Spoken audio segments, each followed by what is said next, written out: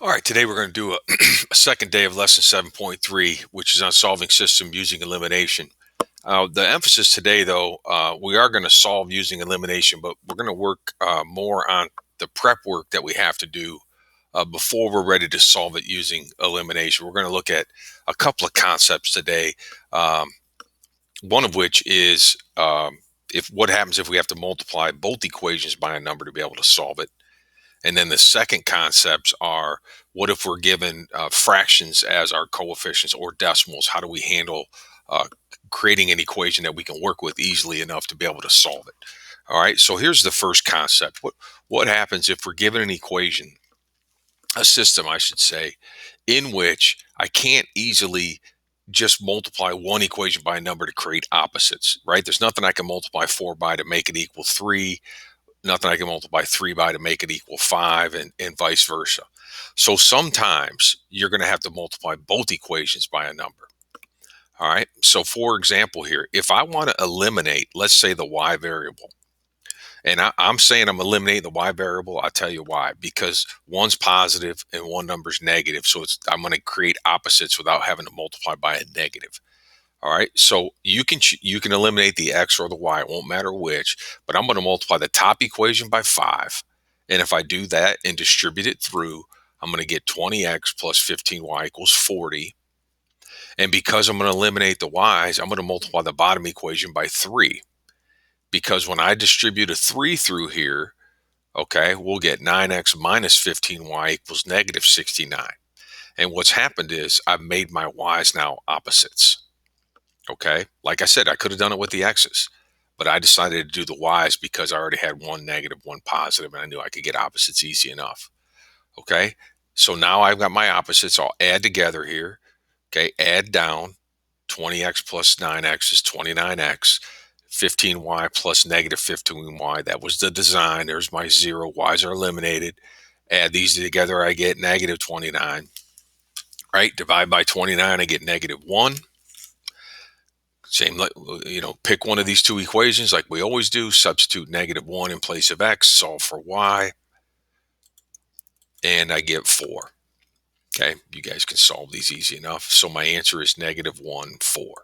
That's where these two would intersect. I'd get the same answer, guys, if I decided to eliminate the x first, maybe multiply the top by 3, the bottom by negative 4. I'd have got the same answer. Okay, let's look at another one like this. Okay, as you look at this now, you can eliminate the x's or the y's. It's going to take me multiplying each equation by a value in order to do that. Okay, so let's say I want to eliminate the x's. All right, this time I want to get these guys to be opposites. So I'm going to multiply the top equation by 2, 6x plus 4y equal. You got to multiply everything by 2, right? So equals 20. This one, the bottom equation, number 2, I'm going to multiply by negative 3 because negative 3 times 2 will give me a negative 6x, which I like opposites here, and then negative 15y and negative equals negative 9. Okay, adding down, I'll eliminate the x's because they're opposite, 6x, negative 6x, 0. 4y plus negative 15y is negative 11y.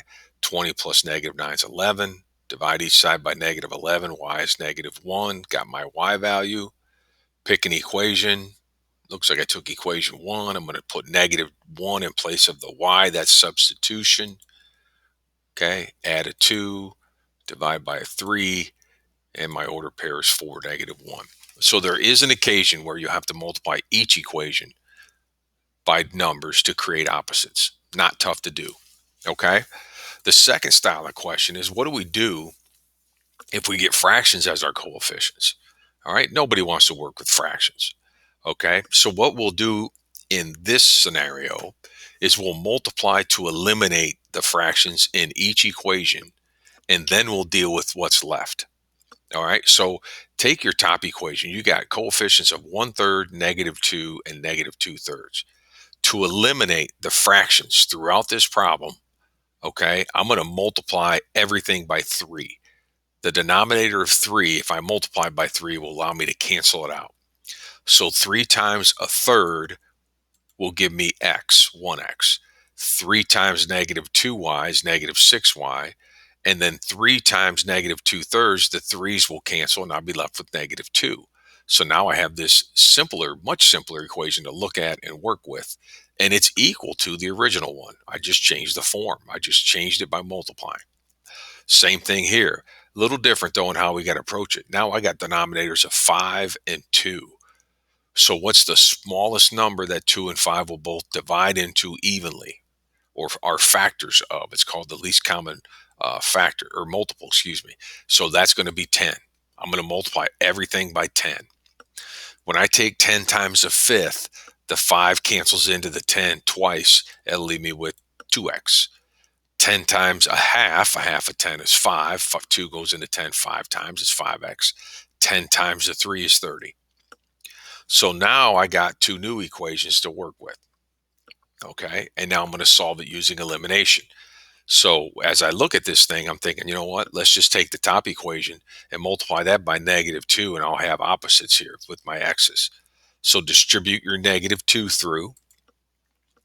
Watch your signs, right? Negative 2x plus 12y plus 4, because the negatives. Leave your bottom equation the same, because I got opposites. That's what we wanted, right? Add it together. 17y is 34. Divide by 17, y is 2. Now, I can choose this equation, or my originals. I'm not going to deal with those. There's fractions. So I'm going to pick one of these two, right? So I take x minus 6y equals negative 2, which is my first equation. I'm going to put 2 in place of y. X minus 12 equals 2. Add 12 to both sides. X is 10. So the ordered pair is 10, 2. It took a little work to get things ready to go, but once I got them put in the right form, it was pretty easy to use my elimination. Okay? Another one like this. So here's my system. I got fractions. I don't want to deal with fractions. I want to eliminate the fractions. Okay? So equation 1, I got a denominator of 3 and a denominator of 6. So what's the smallest number that 3 and 6 both go into evenly? It's 6. So 6 times a third, 3 goes into 6 twice. That'll give me a negative 2x. 6 times a sixth, the 6's cancel into 1s. It gives me 1y. 6 times 7, 42. Okay, second equation, I got denominators of 4 and 2. So the smallest number that goes in there is 4. 4 times 3/4, the 4's will cancel, leave you with 3x. 4 times a half, 2y. 4 times negative 7, negative 28. So now I've rewritten these equations, eliminating the fractions to become these. All right, now let's eliminate a variable. Okay, right away I see I got a y here and a 2y there. So I'm going to multiply the top by negative 2. Okay, you could eliminate x's if you felt like it. You know, multiply the top by 3, bottom by 2. You can do that. I'm going to multiply top by negative 2. Watch your signs here, right? 4x minus 2y equals negative 84. 3x plus 2y, we'll leave that as is. The reason we set it up like this is so we can cancel the y's. Let's add it together. 7x equals negative 112. That's what I get when I add negative 84, negative 28. Divide by 7, I get negative 16. So I got x is negative 16. To find out what y is, I'll take one of these two equations. Took equation 1's new look here. Substituted my negative 16 in place of x. Subtract 32, y is 10. There's my ordered pair, negative 16, 10. That's the right combination to make this true.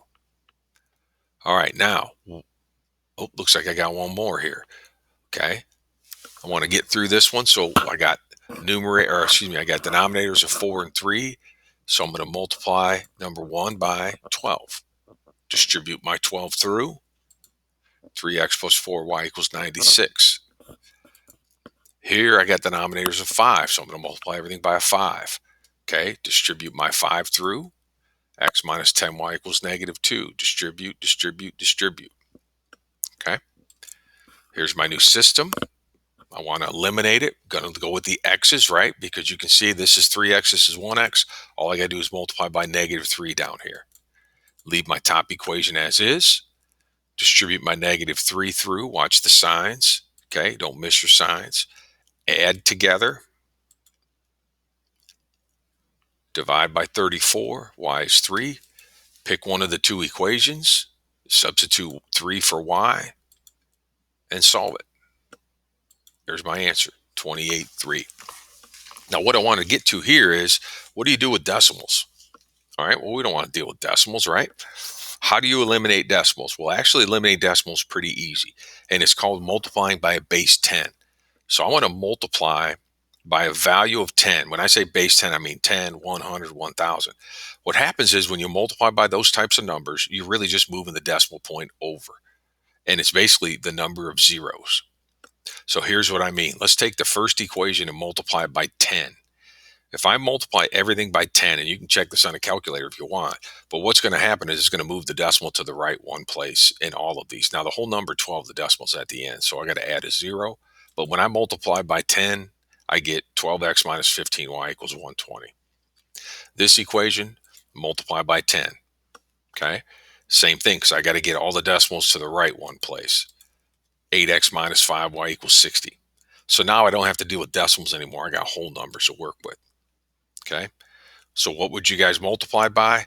I'd multiply the bottom equation by -3 because I want the -5 to become positive 15 so I can add it to the -15 up here. So I'm going to multiply everything by -3. Top equation stays as is. Bottom by a -3. Okay, -24x, watch your signs, plus 15, -180. Add together because we're going to eliminate the 15y. -12x equals -60. X equals 5. Okay, come over here, pick an equation, put 5 in place of x, solve it. You guys know how to solve it, right? Y is -4. So there's my ordered pair, 5, -4. So when I deal with decimals, I can eliminate them by multiplying by 10. Here's another one with decimals. Now, this time I got to move it over 2 places to the right to get it to be a whole number. All right, so now I'm not going to multiply by 10. I'm going to multiply by 100. Multiplying by 100, you can do it in a calculator if you want, like I said, but it's just going to move it 2 to the right. So when I multiply this equation by 100, it's going to become 9x plus 5y equals 7. A whole lot easier to look at than this one. And they are equal to each other. They are equivalent equations. The bottom equation, I got to move them all to the right 2 places. So by 100, it'll give me 3x plus 13y equals -61. There's my new system. I want to eliminate one of them, right? So I'm looking right here, -9x and 3x. I know if I multiply 3x by 3, I get 9x. There's my opposites, right? Keep the top equation as is. Bottom equation, multiply through by 3. Okay. Add together. Divide. Y is -4. Take one of your 2 equations.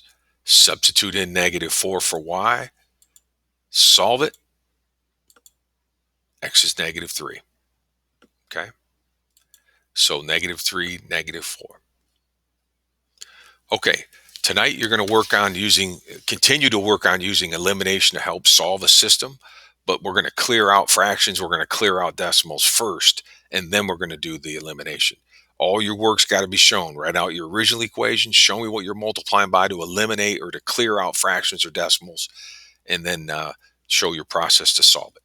All right, I'll let you have at it.